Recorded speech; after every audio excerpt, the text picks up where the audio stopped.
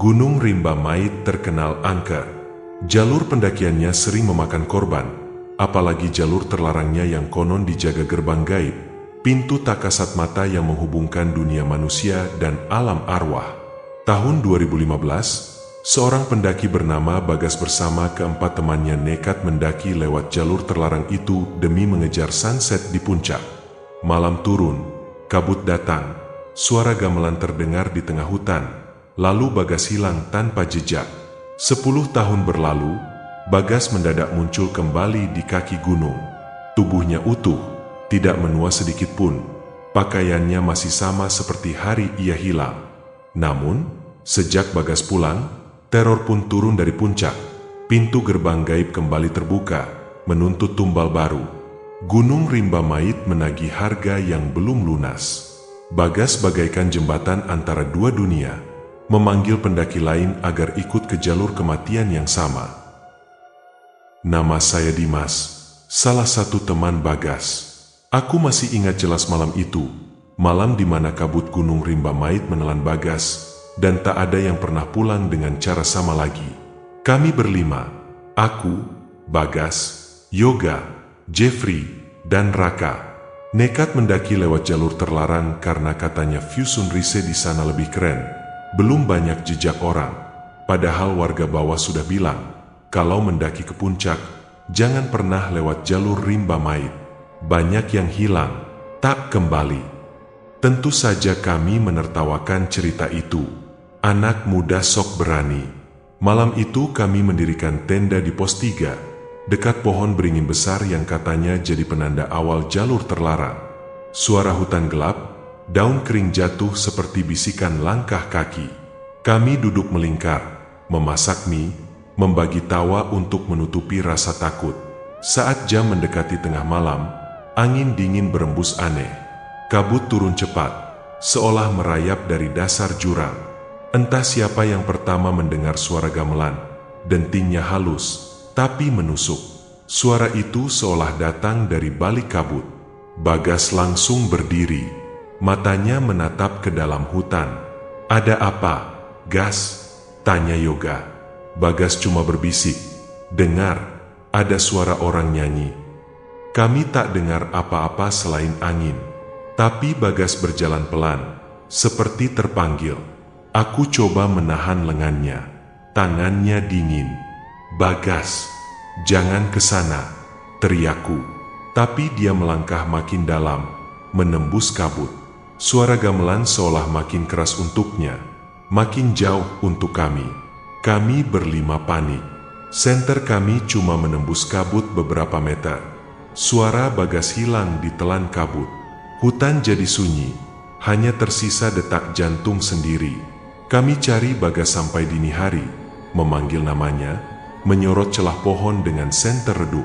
Yang kami temukan cuma jejak kaki yang berputar-putar di sekitar batu besar berlumut. Batu yang dikenal warga sebagai gerbang gaib. Aku masih ingat betul bentuk batunya. Tinggi sepundak orang dewasa, dikelilingi akar pohon, basah seperti baru kena hujan. Di atasnya ada sesajen lama, dan bau dupa hangus yang entah dari mana datangnya. Jeffrey bilang jangan dekat-dekat, tapi Yoga nekat mengelilinginya sambil meneriakkan nama Bagas. Angin bertiup, kabut semakin tebal. Hingga pagi menjelang, Bagas tak pernah kembali. Kami turun gunung dengan badan gemetar, membawa kabar yang tak pernah bisa kutebus sampai sekarang. Bagas hilang di Gunung Rimba Mait. Dan sejak malam itu, kabut di jalur terlarang tak pernah sama lagi. Orang bilang, kalau kau diam di sekitar batu besar itu, kau bisa mendengar Bagas memanggil, menawari jalan pulang yang tidak akan pernah pulang. Malam saat Bagas hilang seolah meracuni kami semua. Aku, Yoga, Jeffrey, dan Raka turun gunung dengan langkah gemetar. Wajah kami pucat. Suara kami serak memanggil nama Bagas semalaman, tapi yang menjawab hanya suara angin menampar dedaunan. Begitu sampai pos base camp, warga sudah menunggu.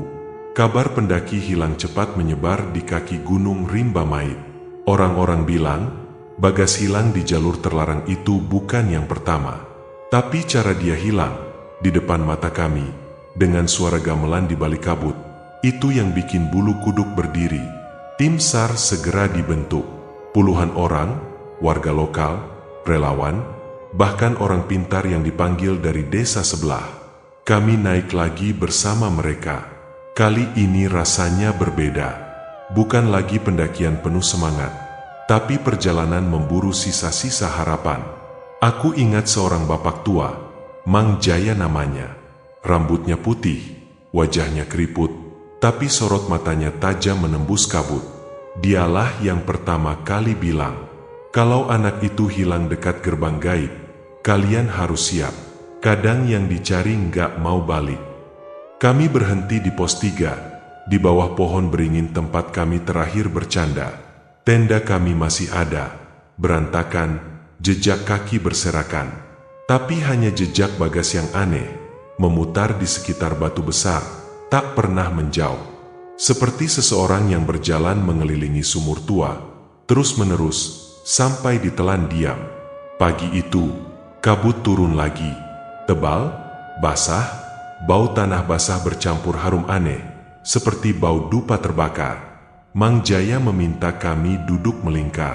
Dia menancapkan pisau kecil di tanah, menaruh bunga 7 rupa di sekelilingnya. Kalau dia masih di sini, dia akan tunjukkan jalan, gumamnya. Aku pejamkan mata, mencoba merasakan sesuatu, tapi yang kudengar hanya suara ranting patah. Tiba-tiba Jeffrey menjerit. Dia menunjuk bayangan putih di antara pepohonan. Sekilas kulihat juga, sosok pria dengan jaket gunung merah, mirip Bagas. Dia berdiri diam, memunggungi kami. Saat Mang Jaya mencoba memanggil, sosok itu lenyap di belah kabut. Pencarian hari itu gagal. Malamnya kami dirikan tenda lagi, tapi tak ada yang bisa tidur. Suara gamelan muncul-muncul hilang di telinga. Raka mimpi Bagas duduk di atas batu gerbang gaib, tertawa kecil sambil memanggil namanya. Rak, sini, sini, jalannya di sini. Esoknya, kami susuri jalur lama, turun ke jurang, naik ke punggungan yang rimbun. Hanya suara burung, gemerisik dedaunan, dan sesekali bau busuk seperti bangkai. Tapi Bagas tak pernah kami temukan. Hari keempat, Mang Jaya bicara pelan pada kami. Kalau dia mau pulang, dia akan pulang. Kalau tidak, kalian memaksa pun hanya akan menukar nyawa sendiri. Kalimat itu menghantui pikiranku bertahun-tahun. Tim SAR pun membubarkan pencarian. Kami turun gunung dengan mata bengkak, pundak berat menahan rasa bersalah. Ibunya Bagas datang ke base camp. Tangisnya tak putus. Suaranya parau memanggil nama anaknya ke arah puncak. Sejak hari itu, di desa orang percaya, Bagas sudah jadi penunggu jalur terlarang. Mereka bilang kalau kabut turun dan bau dupa tercium di jalur rimba mayit, maka gerbang gaib sedang terbuka. Dan setiap pendaki lewat jalur itu, selalu ada risiko suara Bagas memanggil dari balik kabut, menawari jalan pulang ke tempat yang tak pernah pulang. Sejak hari pencarian dihentikan, nama Bagas berubah jadi bisikan angker di kaki gunung rimba mayit. Tidak ada yang benar-benar percaya dia sudah mati, tapi juga tidak ada yang yakin dia masih hidup. Semua seperti terjebak di tengah kabut yang sama, samar, dingin, menyesakkan dada.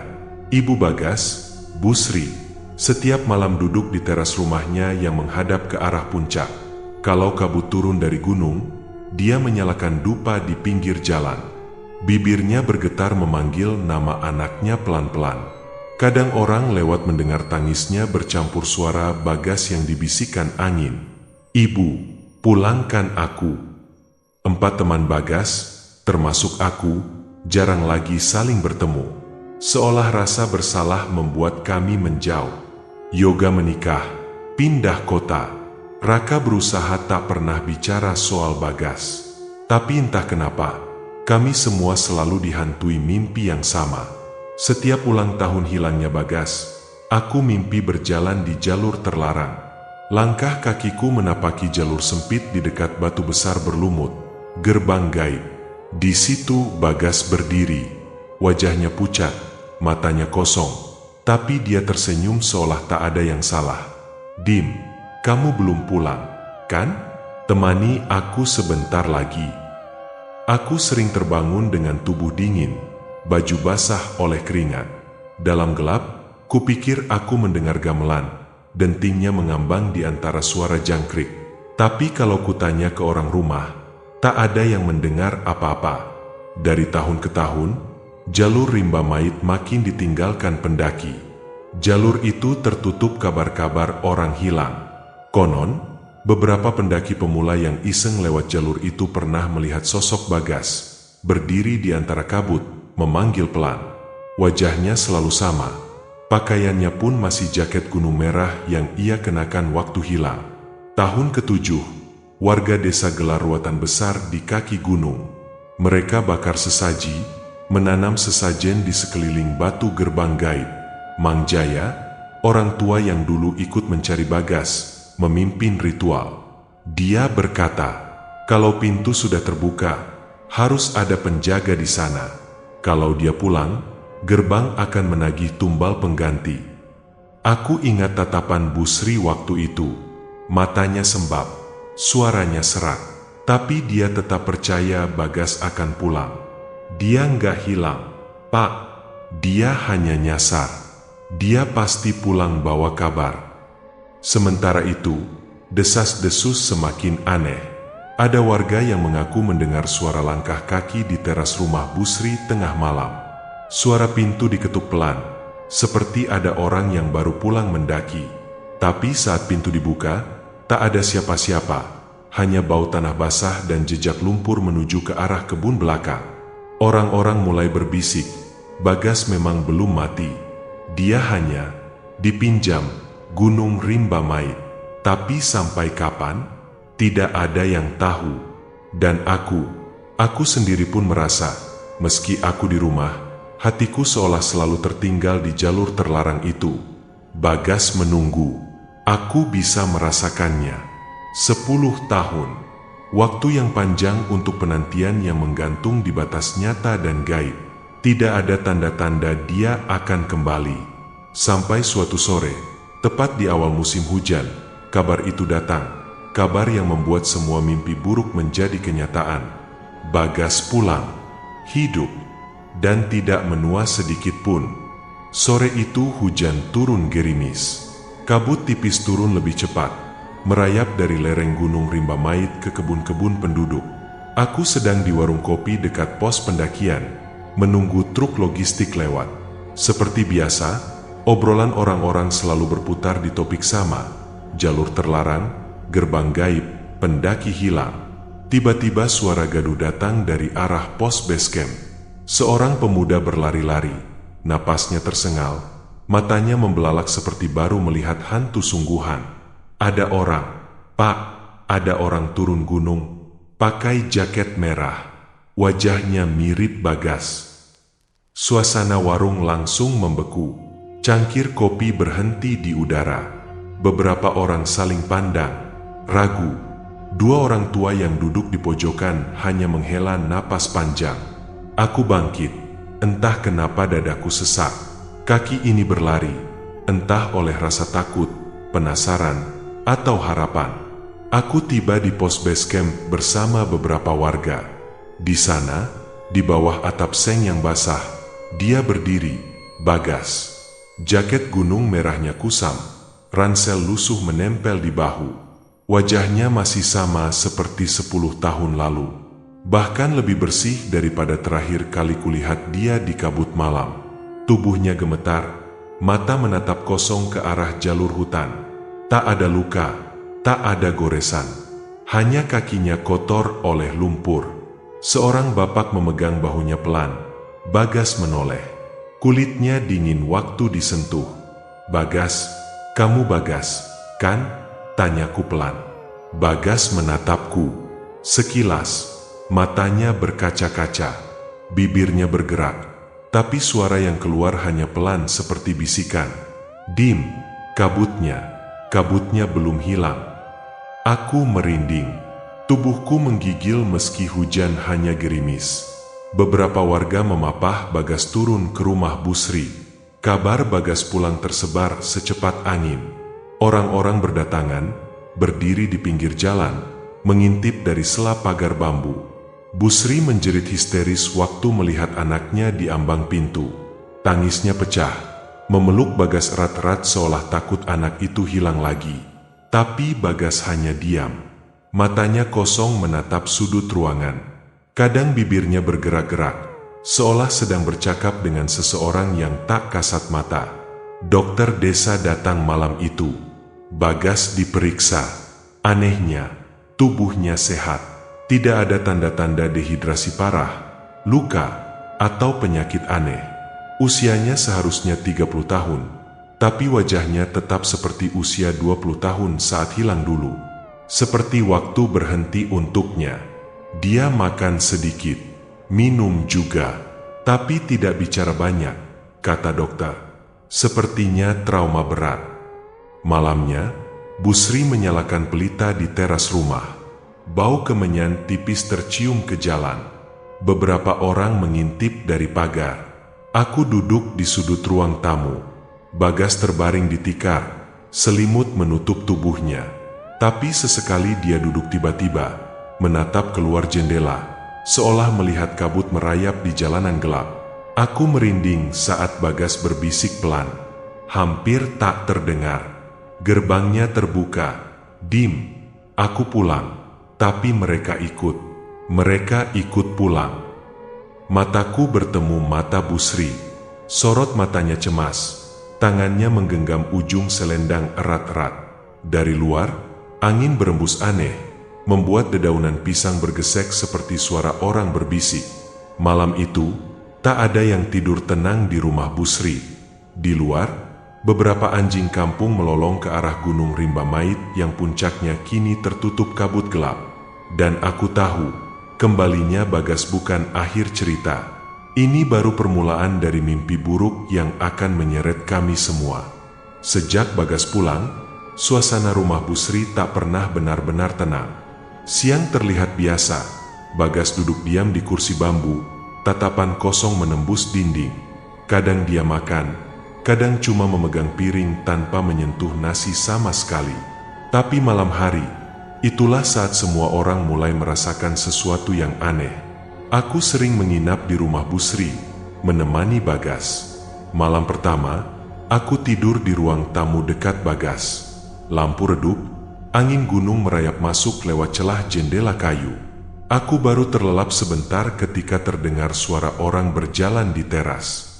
Langkahnya pelan, menyeret, seolah kaki tanpa alas menjejak lantai semen. Krek, krek. Aku membuka mata. Samar kulihat Bagas duduk di ambang pintu, menatap keluar rumah. Bibirnya berbisik pelan, seolah bercakap dengan seseorang di gelap pekarangan. Aku merangkak mendekat, menahan napas. Gas, kamu bicara sama siapa? Bagas menoleh.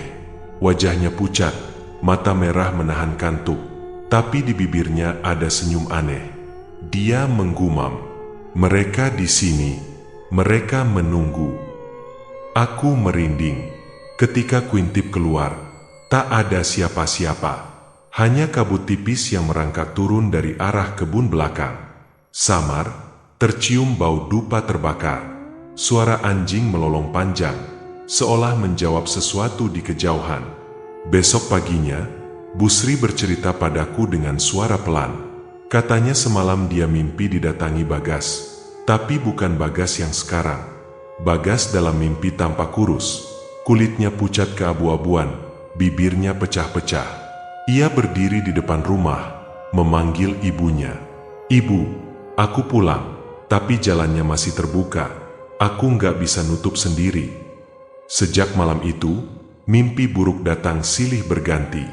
Bukan hanya Busri, tapi juga aku, Yoga, bahkan Raka yang sudah pindah kota. Kami semua bermimpi berjalan di jalur terlarang. Kabut tebal, suara gamelan halus berdentang di antara pohon pinus.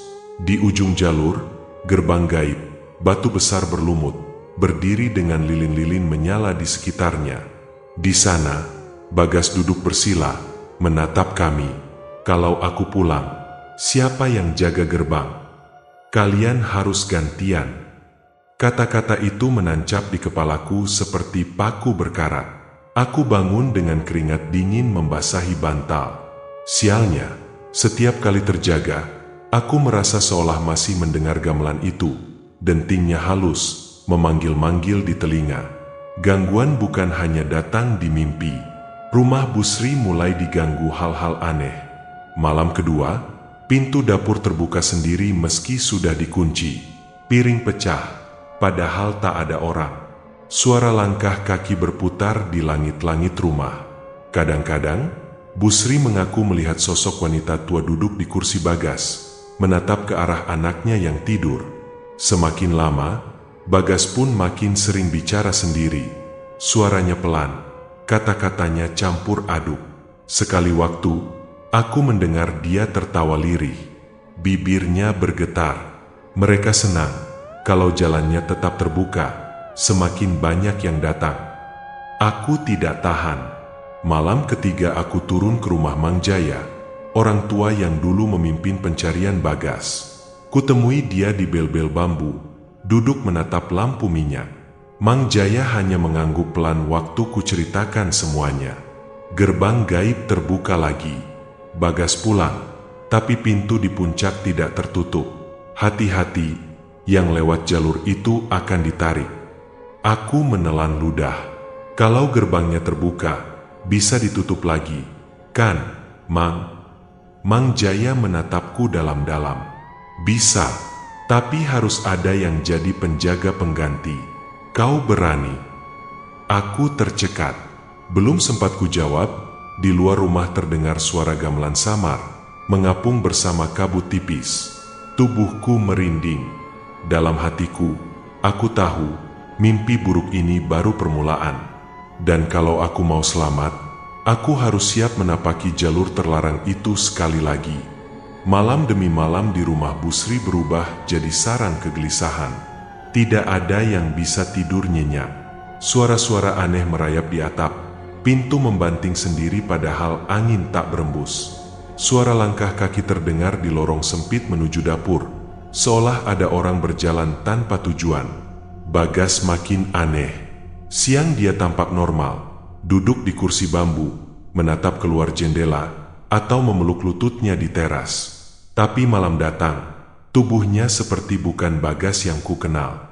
Kadang dia berdiri menghadap dinding, bibirnya berbisik pelan. Sekali waktu, Busri terbangun karena mendengar suara Bagas tertawa, tapi tawanya berat, seperti suara dua orang yang saling tumpang tindih. Aku ingat malam itu hujan rintik turun. Aku, Yoga, dan Raka sengaja datang berkumpul. Kami duduk melingkar di ruang tengah rumah Busri. Bagas terbaring di pojok, matanya terbuka menatap langit-langit. Angin dari celah jendela membawa bau tanah basah bercampur bau dupa. Lampu pijar berkedip pelan, seolah kehabisan tenaga. Kami bicara pelan, membahas mimpi-mimpi kami. Yoga mengaku hampir setiap malam didatangi Bagas dalam mimpinya. Bagas berdiri di jalur terlarang, dengan kabut pekat menutup wajahnya. Raka juga. Dia bilang melihat sosok Bagas duduk di atas batu gerbang gaib. Tangannya menepuk-nepuk tanah seolah memanggil, "Ayo sini, gantian." Tiba-tiba suara pintu belakang berderit. Kami semua terdiam. Samar, terdengar langkah kaki. Aku menahan napas, menatap ke lorong gelap. Suara itu berhenti di ambang pintu dapur.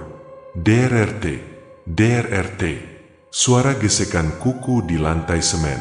Perlahan muncul seekor ular hitam besar. Lidahnya menjulur cepat. Busri menjerit pelan. Ular itu merayap melewati kaki Bagas yang tetap diam. Matanya tetap terbuka, tapi tidak berkedip. Ular hitam itu berhenti di pojok ruangan, memutar, lalu menghilang ke celah di bawah dinding. Raka berkeringat dingin. Ular itu penunggu, gumamnya gemetar. Yoga memegang bahuku erat-erat. Dim, kita harus bicara sama Mang Jaya. Ini bukan lagi soal Bagas. Malam itu juga, kami putuskan memanggil Mang Jaya ke rumah Busri. Lelaki tua itu datang menjelang subuh, membawa buntalan kain berisi bunga 7 rupa, dupa, dan kendi air. Matanya menatap Bagas lama sekali, seolah membaca lapisan demi lapisan yang menutupi jiwa anak itu. "Bukan Bagas saja yang pulang," kata Mang Jaya pelan. "Yang lain ikut pulang." Penunggu gerbang gaib tak mau jalan itu tertutup.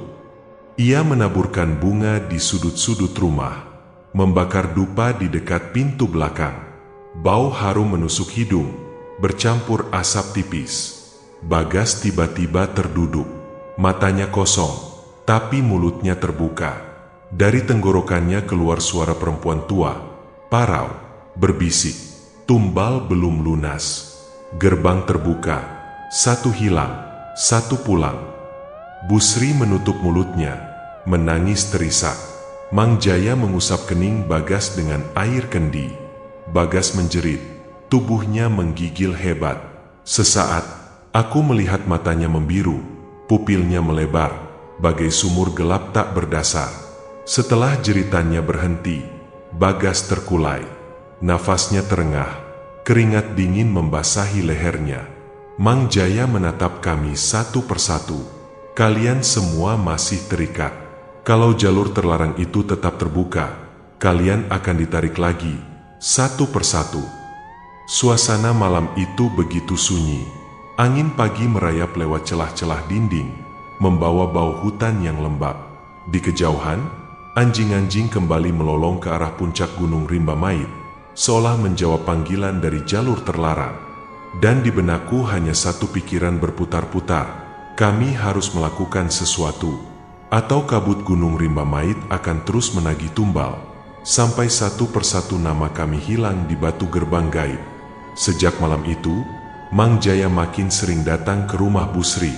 Ia duduk di bel bambu, membakar dupa, menabur bunga 7 rupa di 4 sudut halaman. Orang-orang bilang, Mang Jaya adalah satu-satunya orang tua di desa ini yang tahu rahasia jalur terlarang Gunung Rimba Mait, jalur yang sejak dulu memakan tumbal pendaki. Malam itu hujan rintik turun.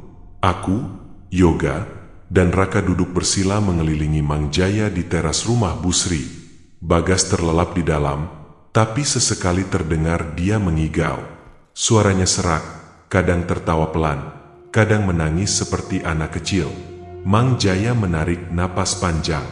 Keriput di wajahnya tampak semakin dalam diterpa cahaya lampu minyak. Suaranya parau ketika mulai bicara. "Kalian mau tahu kenapa jalur itu disebut gerbang gaib?" tanyanya. Kami hanya saling pandang, lalu mengangguk. Jantungku berdegup keras. Angin malam meniup bau harum dupa di sekitar kami. Mang Jaya menatap ke arah kabut tipis yang merangkak turun dari gunung. Dulu, puluhan tahun lalu, Gunung Rimba Mait bukan sekadar jalur pendakian. Warga sini percaya, di puncaknya ada jalan ke alam lain. Orang-orang tua menyebutnya gerbang gaib. Itu bukan mitos. Batu besar berlumut yang kalian lihat itu memang penanda pintu. Raka menelan ludah. "Penanda pintu apa, Mang?" Mang Jaya melanjutkan, "Pintu antara dunia kita dan dunia mereka, arwah para pendaki yang tersesat. Siapapun yang hilang di jalur itu, bukan hilang tanpa sebab. Biasanya dia jadi penjaga baru, menutup gerbang supaya tidak ada arwah jahat yang turun." Aku memejamkan mata. Seketika terbayang lagi Bagas yang duduk di atas batu besar. Matanya kosong, kabut menelannya perlahan. "Jadi, Bagas selama ini ditahan di sana?" tanyaku lirih.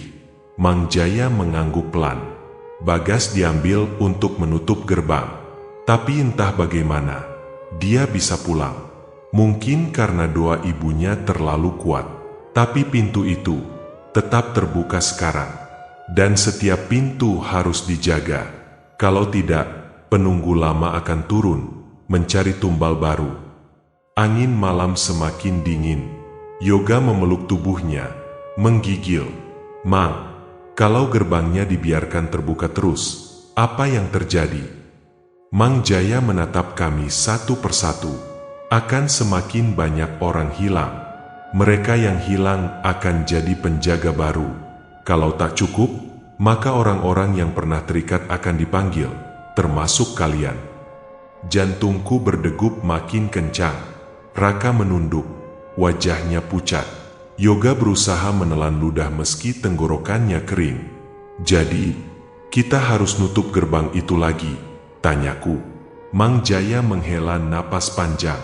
Iya, gerbang harus ditutup lewat ritual. Tapi Bagas harus kembali ke batu penanda itu. Dia penjaga yang ditarik keluar. Dia pula kunci untuk menutup pintu. Kalau dia menolak, atau kalau penunggu di dalam tak mau melepasnya, maka jalur terlarang itu akan terus menelan siapapun yang lewat. Di dalam rumah, suara Bagas terdengar lagi. Dia merintih pelan, lalu tertawa pendek. Kami menoleh ke arahnya. Samar, terdengar suaranya memanggil nama kami. Dim, Yoga, Raka, ayo pulang, kabutnya enak. Suasana malam itu membuat darahku berdesir. Sinar lampu minyak menari di dinding bambu. Bayangan kami terpantul samar. Hujan makin deras. Anjing-anjing di luar melolong ke arah gunung yang puncaknya tertutup awan gelap. Aku menarik napas panjang. Aku tahu, mau tak mau kami harus naik lagi ke jalur terlarang itu.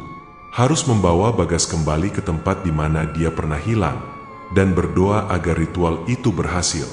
Atau kabut gunung rimba mait akan terus menagih, satu nyawa demi satu nyawa.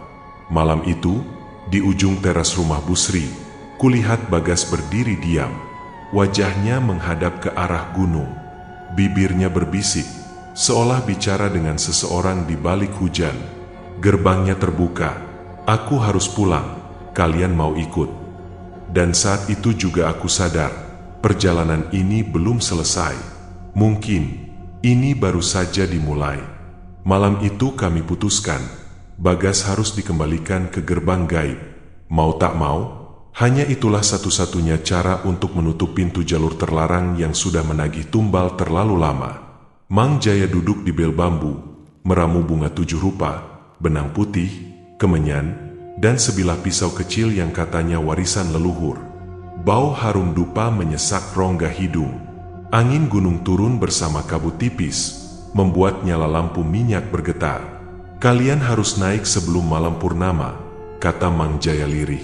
Kalau terlambat, jalur itu akan makin terbuka. Dan Bagas, dia bisa benar-benar hilang. Kali ini tak akan pulang. Aku, Yoga, dan Raka saling tatap. Tak ada yang bicara, tapi di hati masing-masing kami tahu, rasa bersalah 10 tahun lalu menuntut kami untuk menebus semuanya. Kalau bukan kami yang membawa Bagas pulang, siapa lagi? Malam sebelum berangkat, aku tidur di teras rumah Busri. Samar ku dengar Bagas mengigau di dalam. Suaranya bukan lagi suara anak muda, tapi kadang berubah parau, seperti orang tua. Gerbangnya dingin, kabutnya enak. Pulang. Aku terbangun berkali-kali, keringat dingin mengucur meski angin menusuk tulang. Dalam mimpi, aku melihat kabut menelan jalur setapak. Bagas berdiri di ujung batu besar, matanya kosong. Di belakangnya, bayangan hitam besar menatapku, tubuhnya kabur, seperti gumpalan kabut yang hidup. Kalau kau mau dia selamat, kau harus gantian. Aku terlonjak bangun. Nafasku terengah. Udara malam terasa makin berat. Pagi harinya, kabar rencana naik ke jalur terlarang cepat menyebar. Beberapa warga menggeleng pelan, tak setuju. Tapi Busri hanya memeluk anaknya erat-erat. Matanya sembab, tangannya gemetar merapikan jaket gunung merah Bagas yang masih utuh. Jaket yang seolah tak pernah lapuk dimakan waktu. Kalau ini memang jalan pulang Bagas, Ibu ikhlas, ucap Busri pelan, suaranya serak. Kami berempat, aku, Yoga, Raka, dan Bagas, berangkat sore itu. Kami berjalan perlahan menembus kabut, melewati pos demi pos. Aroma tanah basah menusuk hidung. Daun-daun pinus basah meneteskan embun, jatuh ke tengkuk, membuat bulu kuduk berdiri. Bagas berjalan di tengah kami, sesekali menoleh ke arah jalur setapak yang seolah berubah. Kadang dia bergumam, menunjuk ke semak-semak. Lihat, mereka menunggu. Kami mencoba tak memedulikan. Tapi suara-suara itu nyata. Gemerisik di balik semak terdengar seperti langkah kaki. Sesekali angin membawa bau dupa yang terbakar, bercampur suara gamelan halus berdentang. Saat tiba di pos 3, di bawah pohon beringin besar, aku merasa dadaku sesak. Disinilah dulu kami mendirikan tenda. Disinilah Bagas terakhir berdiri, menatap kabut, lalu menghilang di telan malam. Kami mendirikan tenda darurat. Mang Jaya tak ikut naik, hanya berpesan agar kami tak meninggalkan Bagas sendirian walau sedetik. Malam itu, kabut turun lebih cepat. Api unggun di depan tenda menari di terpa angin. Suara burung hantu terdengar di kejauhan, tapi anehnya bercampur suara gamelan samar. Bagas duduk memeluk lutut. Matanya menatap batu besar berlumut beberapa meter dari tenda, gerbang gaib. Sekali waktu, dia tertawa kecil. Mereka sudah datang. Raka meraih bahuku. "Dim, kau lihat itu," ujarnya berbisik. Aku menatap ke arah batu. Samar, di antara kabut, kulihat siluet orang-orang berdiri melingkar di sekitar batu. Wujud mereka kabur, seolah sebagian tubuhnya dibuat dari asap. Beberapa di antaranya menoleh ke arah kami, wajahnya datar tanpa mata. "Mereka penunggu," kata Bagas pelan. "Mereka mau pulang juga." Malam itu kami bertiga berjaga bergantian. Tidak ada yang benar-benar bisa tidur. Setiap mata terpejam, suara gamelan menembus telinga. Kabut semakin pekat, menelan pepohonan jadi bayangan hitam yang bergoyang. Aku berdoa dalam hati, berharap pagi cepat datang. Tapi di Gunung Rimba Mait, waktu tak lagi terasa normal, dan jalur terlarang ini seolah hidup, bernafas di antara kabut, menunggu siapa saja yang berani menjejakannya. Aku menarik napas panjang, menatap wajah Bagas yang pucat diterpa nyala api. Dalam hati, aku tahu, perjalanan ini belum apa-apa. Puncaknya adalah saat gerbang gaib benar-benar terbuka, dan kami harus berhadapan dengan yang menunggu di baliknya. Malam itu terasa seperti menanti ajal di punggung gunung. Api unggun yang kami nyalakan di pos 3 mulai mengecil. Kayu basah habis terbakar jadi arang. Kabut semakin menebal, menelan pepohonan dan batu besar berlumut di depan tenda, gerbang gaib yang sejak dulu jadi penanda jalur terlarang ini. Bagas duduk membelakangi kami, matanya menatap batu berlumut itu. Tangannya gemetar, bibirnya bergetar pelan seperti merapal mantra. Setiap kali angin bertiup, aku merasa ada bisikan yang menembus telinga. Suara gamelan, dentingnya samar, mengambang di sela suara dedaunan. Raka berdiri di sampingku, memegang pisau kecil warisan Mang Jaya. Tubuhnya gemetar, wajahnya pucat. Yoga mondar-mandir di belakang kami, napasnya tersengal. "Ini gila, Dim. Kita bawa dia ke sini, tapi lihat dia sekarang." Aku menahan napas. Bagas mulai tertawa kecil, tawa yang tidak wajar, datar dan putus-putus. Dari sudut kabut, bayangan-bayangan itu muncul lagi, lebih jelas dari malam sebelumnya. Sosok-sosok kabur berdiri melingkar di sekitar batu. Beberapa tampak seperti pendaki, dengan jaket dan carrier lusuh. Wajahnya hancur, kulitnya kelabu. Ada juga sosok tinggi besar, hitam, matanya merah membara seperti bara api di ujung kabut. Mereka sudah datang semua," bisik Bagas. Tiba-tiba dia berdiri, tubuhnya kaku seperti wayang. Dia berjalan pelan ke arah batu gerbang gaib. Aku refleks menahan lengannya, tapi Bagas menoleh. Wajahnya kosong, matanya hitam, seolah lubang tak berdasar. "Lepaskan aku harus pulang." Yoga menarikku mundur. Raka berdiri di samping batu, menancapkan pisau kecil Mang Jaya ke tanah. Dia menaburkan bunga 7 rupa, bibirnya gemetar merapalkan doa. Kabut bergulung aneh. Bau dupa terbakar tercium semakin kuat meski kami tidak membakar apa-apa. Suara gamelan berdentang, perlahan makin nyaring. Suara-suara berbisik berputar di sekitar kami, kata-kata asing, seperti mantra tua yang lahir dari perut gunung. Bagas berdiri tepat di atas batu gerbang gaib. Tangannya merentang ke samping, kepalanya mendongak ke langit yang gelap tanpa bintang. Suaranya tiba-tiba berat, parau, seperti bukan miliknya sendiri. Pintu dibuka, kabut turun, yang di dalam keluar, yang di luar pulang. Aku bergetar mendengar kalimat itu. Raka memejamkan mata, berbisik pada Mang Jaya yang tak ada di sini. "Mang, bantu kami dari jauh." Samar, di sela kabut, kulihat sosok hitam tinggi itu mendekat ke arah Bagas. Bayangannya bergoyang aneh, kadang membesar, kadang mengecil seperti asap. Sosok-sosok pendaki mati yang berdiri melingkar kini menunduk, seolah memberi jalan. Tiba-tiba kilat menyambar di langit. Petir memecah kabut, menampakkan wajah Bagas. Seketika kulihat kulit wajahnya pucat kebiruan, bibirnya retak seperti tanah kering. Mata hitamnya menatap kami satu persatu. "Dim, Yoga, Raka, aku pulang, kalian jangan ikuti." Seketika tanah di sekitar batu bergetar pelan. Angin bertiup kencang, membuat kabut menari liar. Suara gamelan bertalu-talu, berbaur dengan suara jeritan entah dari mana. Aku menutup telinga, tapi suara itu menembus ubun-ubun. Bagas tertawa keras. Sosok hitam itu mendekap tubuhnya dari belakang, menutup Bagas dengan kabut pekat. Sekejap, bayangan lain muncul di antara pepohonan. Arwah pendaki lain, matanya kosong, bibirnya bergerak seolah berdoa.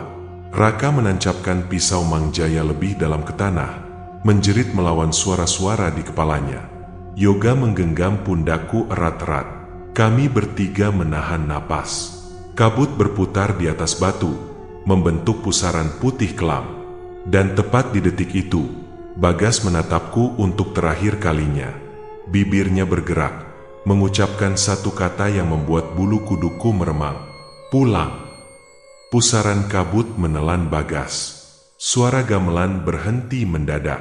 Sosok-sosok penunggu memudar satu persatu, lenyap ditelan dingin malam. Angin berhenti. Suara hutan kembali, tapi semuanya terasa berbeda. Sunyi, menakutkan, kosong. Di batu gerbang gaib, hanya pisau Mang Jaya yang tertancap, terbungkus bunga layu. Bagas benar-benar hilang. Pulang ke tempat dia ditahan selama ini. Aku, Yoga, dan Raka saling pandang.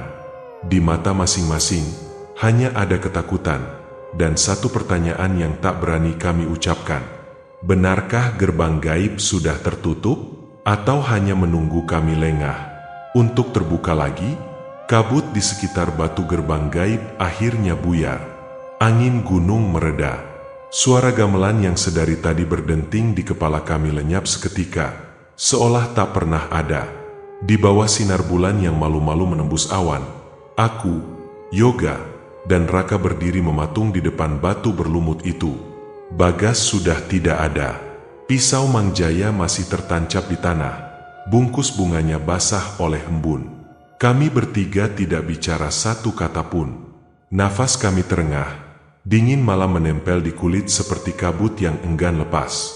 Di hati kecil, kami lega. Bagas akhirnya pulang. Gerbang gaib tertutup. Begitu kata Mang Jaya, begitu kami ingin percaya. Tapi entah kenapa, di balik rasa lega itu, ada rasa getir menekan dada. Bagas benar-benar hilang. Bukan hilang seperti dulu, tapi lenyap, diserap kabut, ditarik penunggu. Entah di mana raganya berlabuh. Benarkah dia pulang? Atau dikurung selamanya di jalur terlarang ini? Pagi datang lambat. Matahari terbit setengah malu di balik pucuk pinus. Kabut masih menempel di dahan-dahan, menetes jadi embun. Kami menuruni jalur dengan langkah lunglai. Kadang Raka berhenti, menoleh ke belakang, seolah memastikan tidak ada yang mengikuti. Yoga beberapa kali meremas bahu kirinya, katanya terasa berat, seperti ada tangan dingin yang menempel. Setelah berjam-jam berjalan, kami tiba di kaki gunung. Mang Jaya sudah menunggu di pos pendakian. Wajahnya terlihat lebih tua dari terakhir kulihat. Tatapannya kosong, namun begitu menatap kami, Sorot matanya tajam. "Bagas sudah pulang?" tanyanya pelan. Aku hanya mengangguk. Tak sanggup bercerita detil tentang pusaran kabut, sosok hitam, dan Bagas yang menatap kami sambil berbisik, "Pulang." Mang Jaya menghela napas panjang. "Bagus." Pintu tertutup. Sementara. Kata sementara itu merayap di pikiranku. Telingaku berdesir. "Kenapa sementara, Mang?" tanyaku. Mang Jaya menatap lurus ke arah Gunung Rimba Mait. Kabut tipis masih menggantung di puncak. Gerbang gaib itu jalan. Bukan bisa disegel selamanya. Kalau suatu saat ada yang memanggil, ada yang penasaran, pintu itu akan terbuka lagi. Gunung ini lapar, dan penunggunya tidak pernah kenyang. Aku merinding. Yoga menunduk, memainkan batu kecil di ujung sandal. Raka menatapku, tatapan yang tak butuh kata. "Kita tidak benar-benar selamat, kan?" Seminggu kemudian, kami mengantar Bu Sri pindah ke rumah saudaranya di kota. Rumah lamanya di kaki gunung dikunci rapat. Di terasnya masih tergantung kerudung hitam, yang dulu sering ia pakai ketika menanti Bagas pulang. Sekarang sudah kusam, bau apek, basah oleh embun malam. Malam-malamku tak pernah benar-benar bebas. Kadang suara gamelan masih datang di ujung mimpi. Kadang Bagas muncul, berdiri di jalur setapak, menatapku dengan senyum kosong. 3 bulan setelah ritual penutupan itu, kabar buruk datang. Seorang pendaki muda hilang di jalur lama, jalur yang sudah lama ditutup warga. Konon, sebelum menghilang, ia sempat mengunggah foto selfie di samping batu besar berlumut itu, gerbang gaib. Di fotonya, samar, di belakang pundaknya, ada siluet Bagas berdiri, wajahnya gelap tertutup kabut. Raka tidak sanggup mendengar kabar itu. Dia memutuskan pindah keluar pulau, meninggalkan semuanya. Yoga mulai rajin ke masjid, berharap azan 5 waktu cukup untuk mengusir bisikan di telinganya. Aku tetap di sini, di kaki gunung, menulis semuanya, berharap orang-orang membacanya dan mengerti. Jalur terlarang itu nyata. Kabut Gunung Rimba Mait bukan cuma kabut. Di baliknya, ada pintu, dan setiap pintu menuntut penjaga. Dan kadang penjaga itu bisa siapa saja, bahkan orang sekeras apapun mencoba menolak. Suatu malam, aku duduk di teras rumah, menatap puncak Gunung Rimba Mait yang bersembunyi di balik awan. Angin dingin menampar wajah. Samar, di telinga, suara gamelan itu terdengar lagi, pelan, halus, mengalun seperti doa yang tidak pernah selesai. Aku menutup mata, berbisik pada diri sendiri, Bagas sudah pulang. Tapi jalur itu tidak pernah benar-benar tertutup. Dan entah kapan, giliran siapa lagi yang akan dipanggil menjadi tumbal terakhir. Terima kasih sudah mendengarkan cerita horor Tak Kasat Mata sampai selesai. Semoga kalian merasa tegang dan penasaran sama kisahnya ya. Jangan lupa untuk like video ini kalau kamu suka cerita seperti ini, dan subscribe supaya gak ketinggalan cerita horor seru berikutnya. Kalau ada pendapat atau pengalaman seram yang mau kamu share, langsung tulis di kolom komentar ya. Aku senang banget bisa ngobrol sama kalian semua di sana. Sampai jumpa di cerita selanjutnya. Jangan lupa jaga diri dan hati-hati di tempat gelap. Salam horor.